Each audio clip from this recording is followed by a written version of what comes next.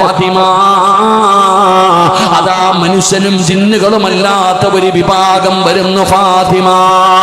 മലക്കുകൾ വരുന്നു ഫാത്തിമ, അതിഥികൾ വരുന്നു ഫാത്തിമ, അതിഥികൾ വരുന്നു ഫാത്തിമ.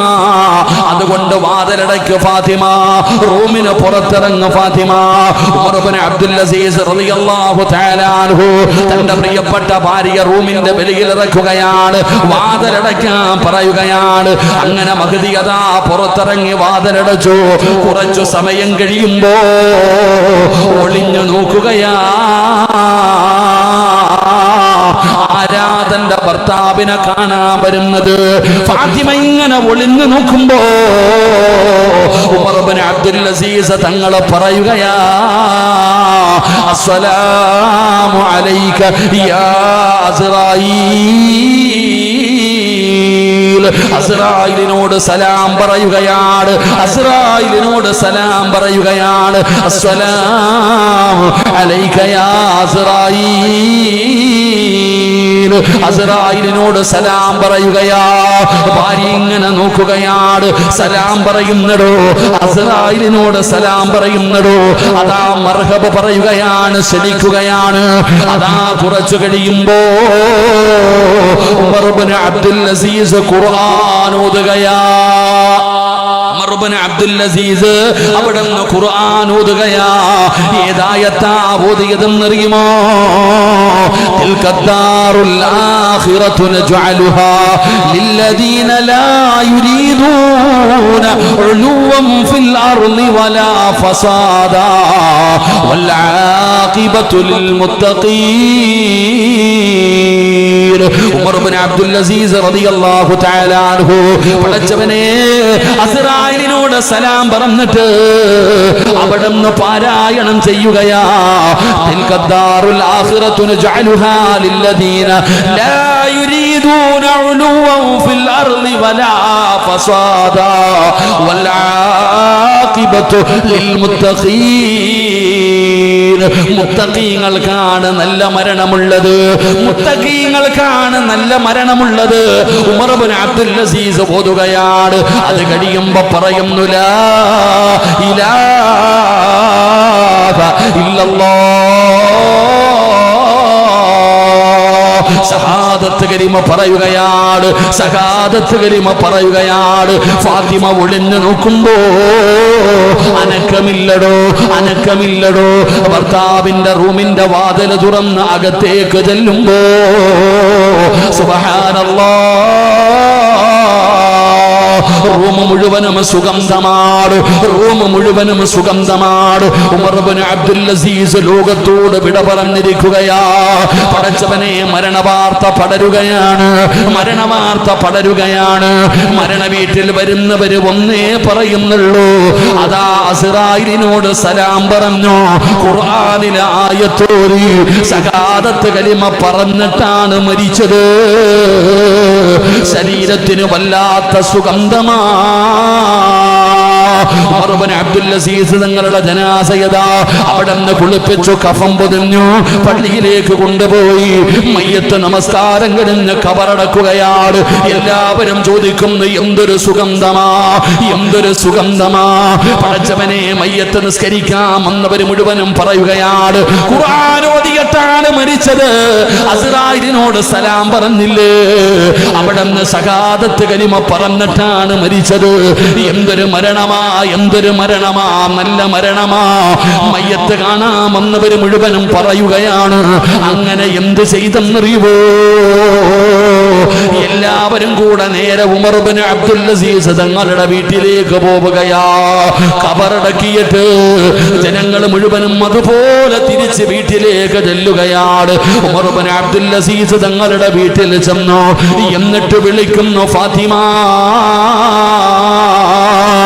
നീ സങ്കടത്തിലാണെന്നറിയാം ഫാത്തിമ, നിന്റെ ഭർത്താവ് മരിച്ചതിന്റെ വേദനയിലാണെന്ന് ഞങ്ങൾക്കറിയാം ഫാത്തിമ, നീ ഇദ്ദയിലാണെന്ന് ഞങ്ങൾക്കറിയാം ഫാത്തിമ. പിന്നെ എന്തിനാണ് ഞങ്ങൾ വന്നതെന്നറിയുവോ? നിന്റെ ഭർത്താവ് മരിച്ചപ്പോ അസ്റായിലിനോട് സലാം പറഞ്ഞല്ലോ,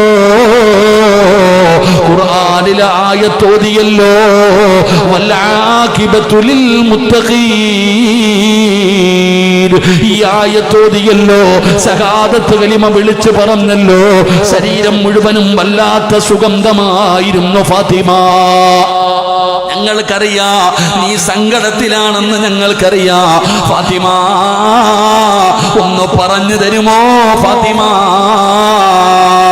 നിന്റെ ഭർത്താവിന് അല്ലാഹു ഇങ്ങനെ ഒരു മരണം കൊടുക്കാറ്, നിന്റെ ഭർത്താവിന് അല്ലാഹു നല്ല ഒരു മരണം കൊടുക്കാറ്.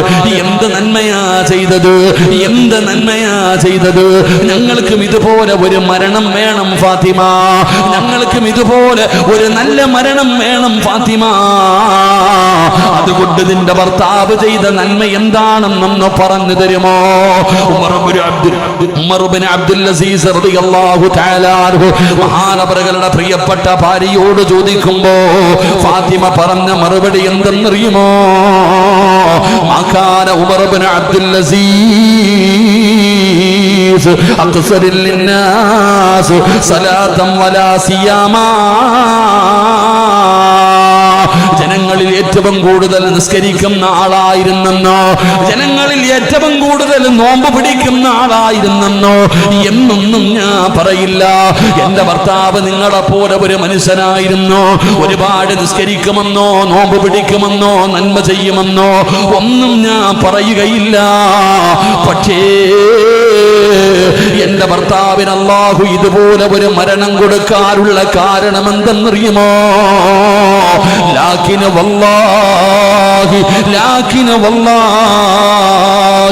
അതാ മഹാമഹദി പറയുകയാ, മാ റഅയ്തുഹു അഹദന അഖ്വഫ ലില്ലാഹ്.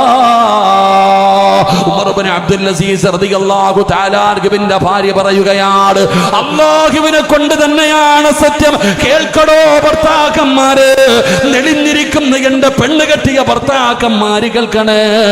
ഒരു ഭാര്യ അതാ ഭർത്താവിന്റെ ജനാസ ഖബറടക്കിയിട്ട് തിരിച്ചു വന്നിട്ട് ചോദിക്കുകയാണ്, നിന്റെ ഭർത്താവിന് അല്ലാഹു നല്ല മരണം കൊടുക്കാനുള്ള കാരണം എന്തെന്ന് ചോദിക്കുമ്പോ ആ മഹദി പറയുകയാ, അല്ലാഹുവിനെ കൊണ്ട് തന്നെയാണ് സത്യം.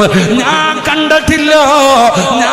കണ്ടിട്ടില്ല എന്റെ ഭർത്താവിനെ പോലെ അല്ലാഹുവിനെ പേടിയുള്ള ഒരാളെ, എന്റെ ഭർത്താവിനെ പോലെ അല്ലാഹുവിനെ പേടിയുള്ള വേറൊരു മനുഷ്യനെ ഞാൻ കണ്ടിട്ടില്ല.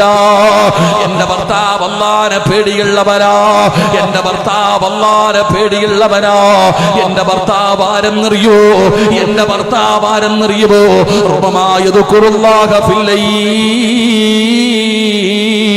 ഉമർ ഇബ്നു അബ്ദുൽ അസീസ് തങ്ങളുടെ ഭാര്യ പറയുകയാണ്, ഒരു ദിവസം ഞങ്ങൾ കിടപ്പറയിൽ ഇരിക്കുമ്പോ ഞാൻ അല്ലാഹ് എന്ന് പറഞ്ഞു, ഞാൻ അല്ലാഹ് എന്ന് പറഞ്ഞു.